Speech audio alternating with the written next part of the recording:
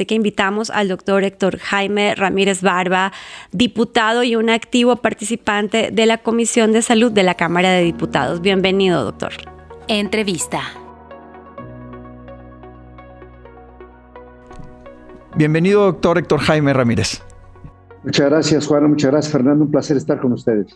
Doctor Héctor Jaime, ¿cuáles son las modificaciones más relevantes que la Comisión de Salud dispuso hacia la discusión en el Pleno de la Cámara de Diputados en referencia a la modificación de la Ley General de Salud respecto a los cuidados paliativos? Mira, lo más importante me parece es poner otra vez a la vista de la sociedad un tema, pues que quien no lo sufre no lo alcanza a ver. Si los ojos no ven lo que la cabeza no piensa. Y fíjate hoy los antecedentes de esta ley, que es lo que se actualiza para poder hacer los cambios, es que el 80% de la carga de la enfermedad en las mujeres, hablando de muerte prematura, hablando de discapacidad, es por enfermedades crónico-degenerativas, dolor musculoesquelético, alteraciones, cáncer, y en el caso de los hombres, el 70%. Es decir, la carga en los adultos es importantísima, y también en una fracción importante de niños, hay enfermedades que tienen mucho dolor, hay enfermedades que requieren atención especializada y que como está la ley no se permitía. La primera y quizás más importante, porque yo fui promotor de la primera iniciativa para la modificación de la ley de salud, era que fuera con tiempo, es decir, solamente tiene derechos a cuidados paliativos aquellos que le quedan menos de 6 meses de vida. Pues ¿quién es Dios para decir si tiene o no 6 meses de vida? Y muchas enfermedades que hoy son crónico-degenerativas, insisto, como la artritis, las alteraciones serias, pues que padece muchísima gente, no tienen cuidado del dolor, porque presupuestalmente no pueden programar algo con dinero si no está en la ley. Entonces, el cambio más importante es quitar esa barrera de 6 meses. La segunda es poder insertar otra vez que se organicen los 3 niveles de gobierno y los 3 poderes para fines prácticos, para que se haga el derecho a la salud básico con el tema del dolor y los cuidados paliativos. Entonces vuelve a insertar este tema como materia de salubridad general para que haya responsabilidad para todos. Doctor, pero bueno, más allá de las leyes, que entiendo que son un gran punto de partida porque le permitan a la población reclamar sus derechos, en realidad, ¿hemos avanzado en algo a partir de la aprobación de la primera ley de cuidados paliativos? Mira, yo pienso que sí se ha avanzado porque el tema ha estado ya en los ojos de todo el mundo. Cuando alguien ya quiere hablar de eutanasia, es porque una persona ya no quiere vivir y le preguntas, oiga, ¿por qué ya no quiere vivir? Tengo mucho dolor y no me lo quitan.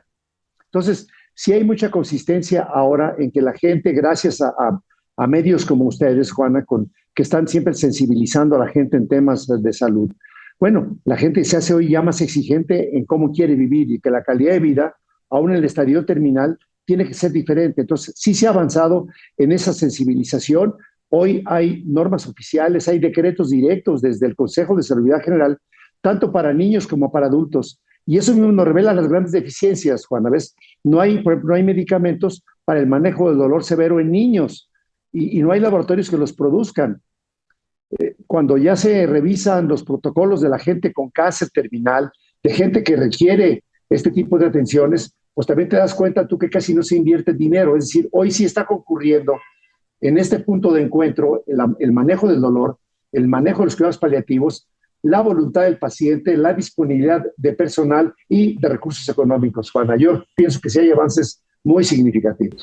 Justo ahí quiero ir, doctor, porque en efecto, en medio de la crisis que hemos vivido en los últimos 4 años en materia de desabasto de medicamentos, que se ha complicado, pero por la pandemia, pero por el manejo y los cambios abruptos del sistema de salud, etcétera, existe en el proyecto de presupuesto de egresos de la Federación para el 2023 un rubro específico para dar soporte financiero no solamente a los medicamentos necesarios para cuidados paliativos, sino para todo lo que implica el cuidado integral de esos pacientes. No, por supuesto que no lo existe. No lo existe hoy día, pero sí se puede ir ampliando, Juan. El tema es que sea progresivo, que no haya reversa. Y si lo ya logrado es que hoy, donde haya materia de cuidados paliativos, pues haya un especialista, pero también se ocupan formar recursos humanos. Te voy a poner un ejemplo. Si no se visibiliza esto en la ley, cuando tú dices, oiga, ¿quién es especialista en cuidados paliativos? Pues resulta que aquellos médicos que tenían la capacidad en la receta electrónica de dar medicamentos controlados, opioides, por ejemplo. Y son anestesiólogos. La única universidad que tiene este tipo de especialistas es la Universidad de Guadalajara.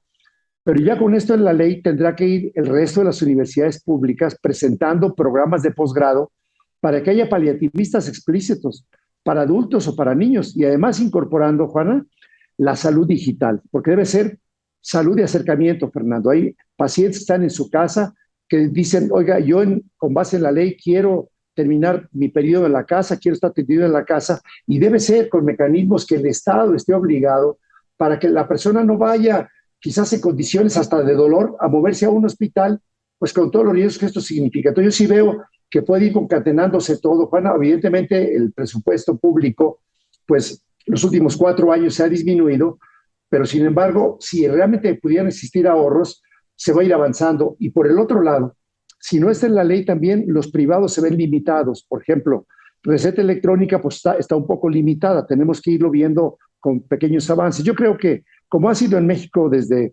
1908, que se implementó la salubridad general, son pasos que no se cansen, pero que duren. Y en este tema el presupuesto es un tema por resolver, pero lo primero que debe estar es en la ley para que ese ejercicio empuje también el presupuesto. Hay una línea muy delgada entre los que vemos pacientes clínicamente. Yo soy especialista en medicina interna y en cuidados intensivos y me ha tocado vivirlo.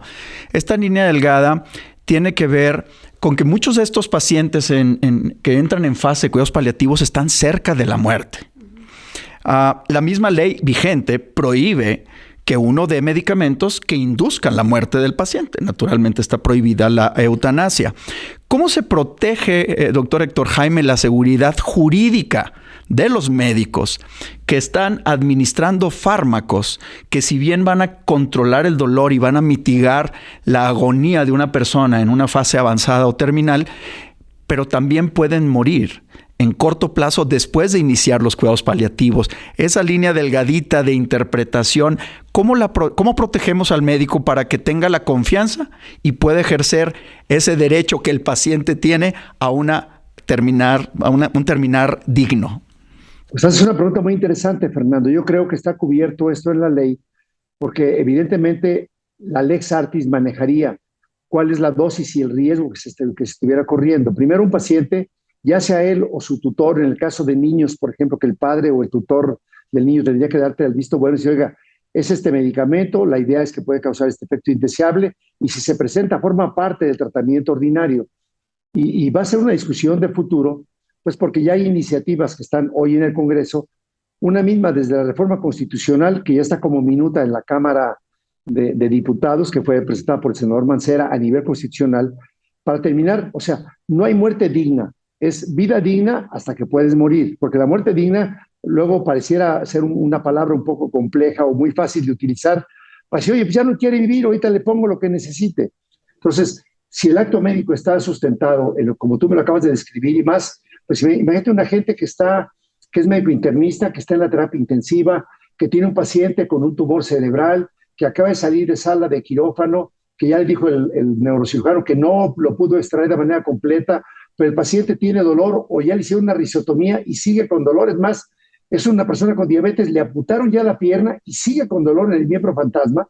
Bueno, el ex artis sí marca que el profesional debe estar certificado en el área de su especialidad, que la dosis es la dosis del ex artis adecuado y estaría cubierto perfectamente. Yo no le veo ningún problema ni riesgo para el médico, Fernando. Es que yo creo que sí, bueno, y además la pregunta la hizo un médico internista e intensivista, entonces creo que te has enfrentado, no sé cuántos certificados de defunción has firmado en Nuevo León. Tristemente muchísimos por mi práctica, pero sí es muy común estar en esta división, en esta orilla donde tienes que decidir en el día a día qué tengo que hacer para que la vida de este paciente no sea un tormento realmente. Y eso es complejo. ¿Por qué? Porque también está la inminencia de la muerte una vez que intervienes también. Entonces es complejo. Pero bien, el hecho de que esté Juan aquí como intérprete de los que somos médicos para que el público, cuando escuche palabras nuestras muy curiosas, lo pueda traducir. La fase está en que es el intermedio entre lo que la familia o el tutor o el paciente tiene que decirlo. Y cuando ya un adulto tiene enfermedad crónica, puede tener ya su testamento vital que se llama Ley de Voluntades Anticipadas, para decidirlo cómo. Y lo que no puede hacer el médico es tomar decisiones como las tomábamos antes. Mira, yo ayer cumplí 44 años de médico.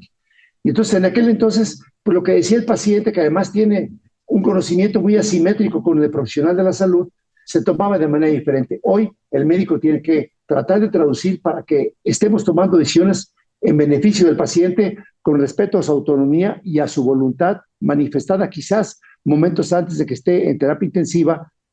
Pues antes había encarnizamiento terapéutico. Fernando te puede platicar otro tubo, otro suero, otro medicamento. Debe ser diferente. Doctor, y para cerrar esta entrevista, agradeciendo que nos hayas acompañado en Health Café, ¿cómo te imaginas el futuro de los cuidados paliativos en México?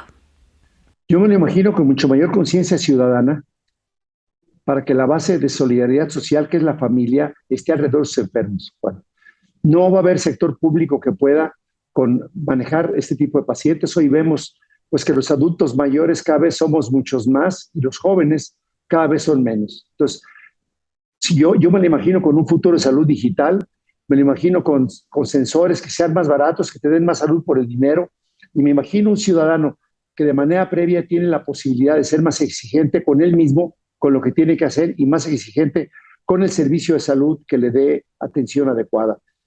Para que vean la dimensión, en México fallecen alrededor de 350,000 pacientes que tienen y que requieren manejo de dolor y tratamiento paliativo por año, por las causas. Así es dolorosísimo pensar que muchos mexicanos mueren literalmente de dolor. Doctor Héctor Jaime, muchísimas gracias por estar con nosotros en Health Café.